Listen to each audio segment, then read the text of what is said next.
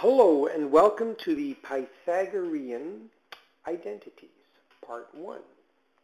Now the first thing that I have done is I've drawn our little grid here, and I've got the point x, y.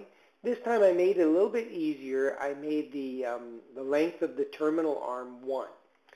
So knowing that this is a right triangle, I guess I'm going to start off by saying, hey, what does Pythagoras say about this triangle? Pythagoras says that x squared plus y squared equals 1 squared, which is 1. Well, let me show you a nifty little thing here. If I wrote down here sine of theta, what is the sine of theta? It is y over 1, or just y. And the cosine of theta, well, it equals the adjacent side of x over hypotenuse 1, so just x. So now I can go over here to this statement, x squared plus y squared equals 1, and I'm going to replace the x with cosine. So in other words, I can write in here cos squared theta plus, I'm going to replace the y with sine squared theta, and it all equals 1. Now typically we switch the order because it kind of reads a little better. I don't really know why, but this is the way it's typically written. And this is, I like to call it my favorite all-time identity. It is extremely useful. Sine squared plus cos squared equals 1. We use it all the time in our trig proofs. Really, really handy identity. And what we can do is we can rearrange some different versions of it. For example, I could subtract sine squared to the other side, and I could have, well, cos squared would equal 1 minus sine squared. I could see I can do a rearrangement of it and replace out a cos squared. Similarly, I could subtract the cos squared over, and so I could have, well, sine squared is equal to 1 minus cos squared. So I could do that. I could even multiply both sides by negative 1 and do little tricks like this. A negative cos squared would be a negative 1 and a positive sine squared, or in other words, sine squared theta minus 1. So there's a lot of rearrangements you can use of this very, very important identity. In fact, it's so important, I'm going to draw a little box around it. That's how important it is.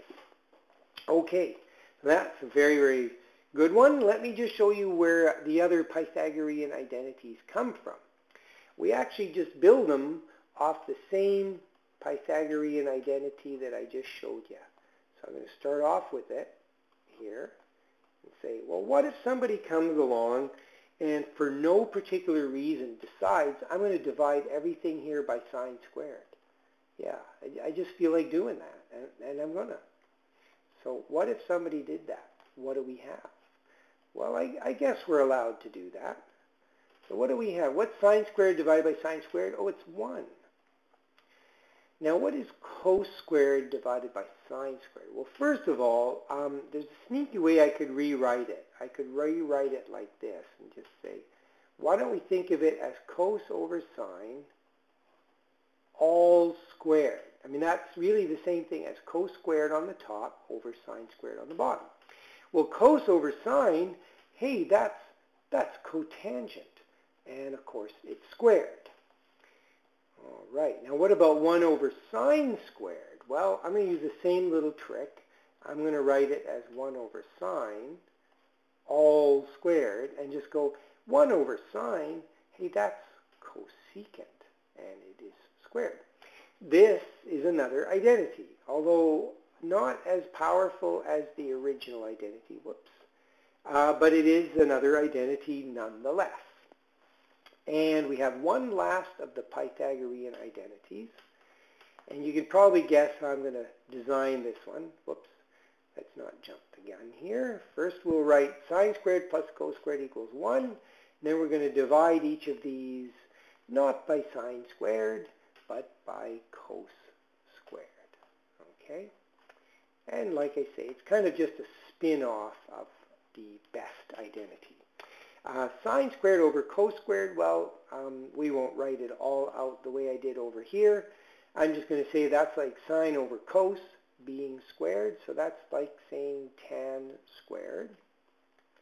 And cos squared over cos squared is 1. And over here, 1 over cos squared, that's like saying 1 over cos all squared, so that is secant squared. And yes, there it is, another identity. Okay? And that's actually where I'm going to stop. That's probably enough for you to absorb. But these, as I say, pretty useful identities. So we're going to show you how we use them with the next lesson. So we'll see you in a bit.